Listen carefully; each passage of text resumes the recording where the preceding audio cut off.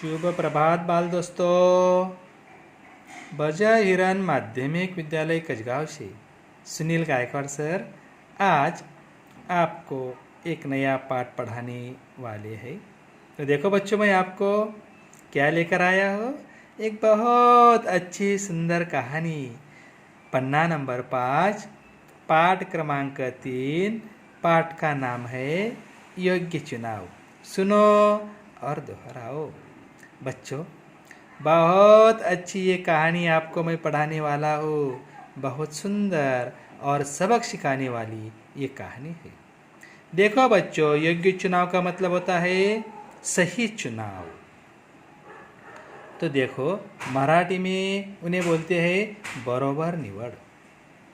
तो देखो, सही जगह पर सही आदमी का चुनाव न हो तो वह अपना जो पद है उनको अच्छा न्याय नहीं दे सकता। अंधेरी नगरी चक्रम राजा जैसी उसकी अवस्था बन जाती है।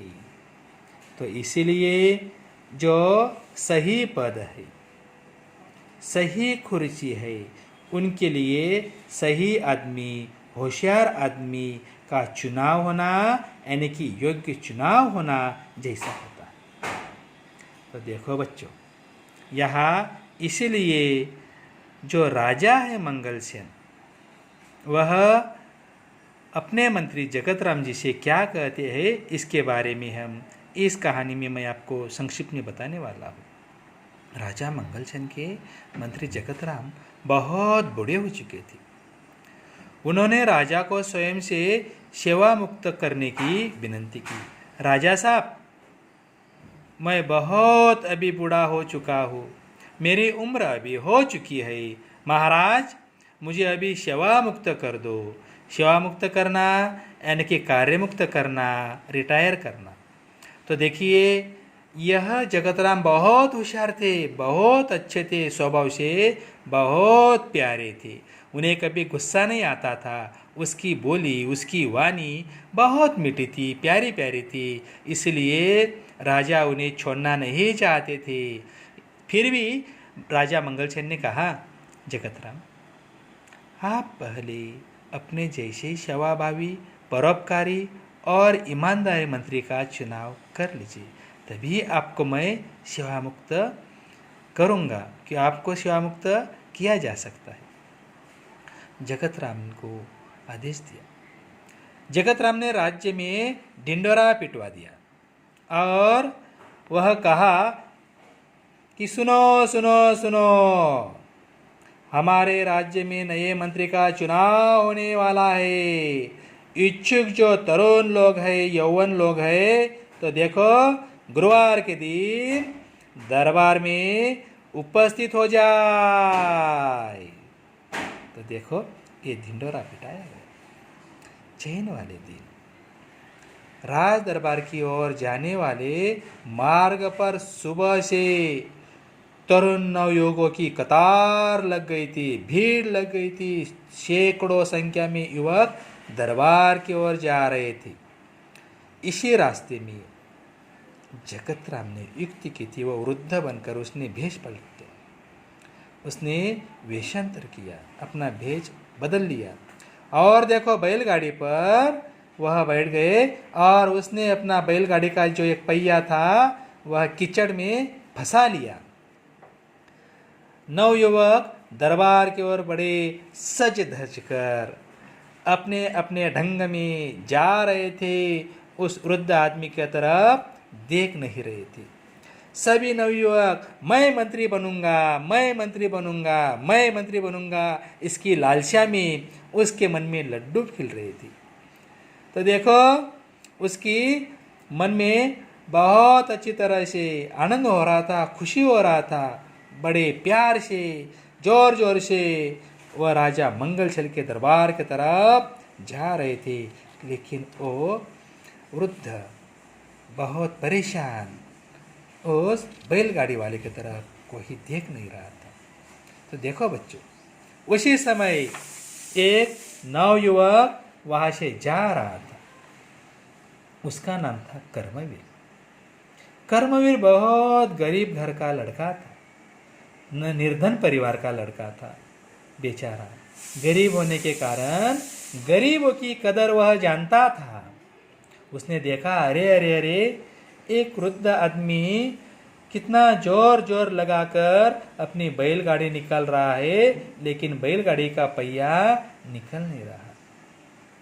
तो उसने अपने कपड़ों का उसने अपना विचार नहीं किया। तो देखो, वृद्ध की वह सहायता करता है, बैलगाड़ी का पहिया निकालने की कोशिश करता है। कुछ देर में वह बैलगाड़ी उस कीचड़ से निकाल देता है। तब बड़े विनम्रता से वह कहता है कि देखो, जब वृद्ध की बातें सुनकर वृद्ध बोलता है उन्हें, अरे बेटा, तूने मेरी सहायता की, तो देखो तुझे कुछ इनाम दे दूँ। तो देखो, ये कर्मवीर बड़े विनम्रता से कहता है, बाबा मुझे कुछ नहीं चाहिए, बस सिर्फ आपका आशीष चाहिए, आपका आशीर्वाद चाहिए। मुझे इनाम में रुपए वगैरह कुछ नहीं चाहिए। देर हो जाने की आशंका में कर्मवीर भागते दौड़ते दरबार पहुंचा। वह हाँफ रहा था, उसके कपड़े किचन के सने थे। सारे प्यारे प्यारे कपड़े में, सुंदर सुंदर कपड़े में, बड़े सुंदर चेहरे के वह नौजवान, वह मंत्री बनने के लिए आए लड़के उस कर्मवीर के तरफ देखकर हंसने लगे। अरे अरे अरे अरे अरे अरे, कैसा पगला आदमी दिख रहा है, उसके कपड़े कीचड़ से भरे हैं और बना मंत्री बनने के लिए तैयार। उन्हें देखकर वह हंसने लगे। लेकिन कर्मवीर को कुछ फिक्र नहीं थी, उसने अच्छा काम किया था। तभी उस समय जगतराम अपने बैलगाड़ी के साथ दरबार पहुंचते हैं। राजा जगतराम से कहता है, राजा मंगलसेन ने जगतराम से पूछा, जगतराम आपका राय मुझे चाहिए, तो किसकी नींव करनी चाहिए? कौन सही आदमी इस मंत्री पद के लायक है? तभी जगतराम ने राजा से कहा, महाराज, कर्मवीर ये जो लड़का है उसमें सारे गुण है जो राज्य के मंत्री के लिए आवश्यक है। सारी बातें जगतराम ने राजा से कहा। तब मंगलसेन राजा बहुत प्रसन्न हुए। उन्होंने कहा, जो सामान्य आदमी की पीड़ा से दुखी होता है, उसे दूर करने का प्रयास करता है, वही आदमी ऊंचे पद पर बैठने का अधिकारी होता है। और जो दूसरे की पीड़ा नहीं समझता, दूसरों को वह सहायता नहीं करता, वह आदमी ऊंचे पद के लिए सही नहीं। जगतराम जी ने योग्य व्यक्ति का चुनाव किया। आज से कर्मवीर राज्य के मंत्री हो गए। देखो बच्चों, सुधा शर्मा इन्होंने बहुत अच्छी ये कहानी आपके लिए लिखी है।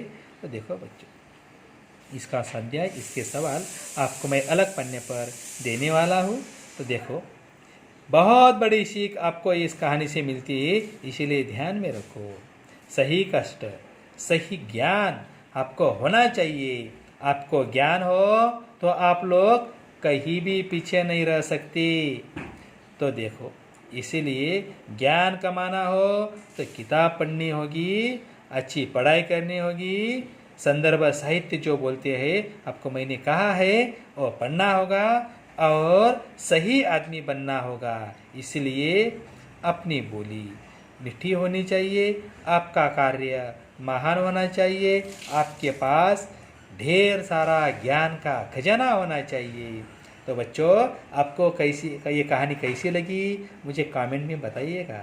और इस जो पाठ है योग्य चुनाव, यह कहानी धीरे धीरे पढ़िएगा और कोशिश करिएगा आपके शब्द में मुझे कहानी जरूर बताना मत भूलिएगा। फिर मिलूँगा। खुदा हाफिज। नमस्ते बच्चों, धन्यवाद।